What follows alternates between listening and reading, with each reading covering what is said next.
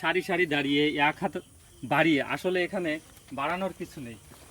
তো এখানে আসলে কচুর সারি দেখে আমি বিমোহিত। তো এইখানে যে পরিমাণ কচু আপনি দেখতে পাচ্ছেন, দেখেন এখানে প্রায় 40 থেকে 50টি কচু গাছ এবং একটি ক্ষেতের শেষ লাইন বরাবর লাগানো আছে।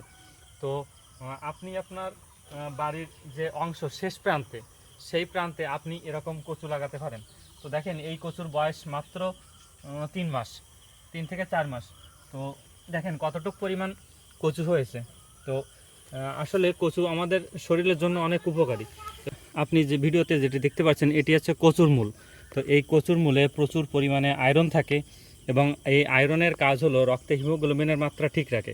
তো আপনি নিয়মিত না পারেন অন্তত মাসে 1 থেকে 2 দিন কচু খাওয়ার চেষ্টা করেন। এবং বর্ষার সিজনে এই কচুটা উঠানো হয় না, এটি শীতের সময় খাওয়া হয়, কারণ বর্ষার সিজনে এই কচুটা একটু গলা চুলকায়। তো যাদের গলা চুলকায় তারা ইউরিয়া সার প্রয়োগ করে গোড়ায় হালকা ইউরিয়া সার দিয়ে আপনারা এই কচুটা খেতে পারবেন, তাহলে গলা চুলকাবে না।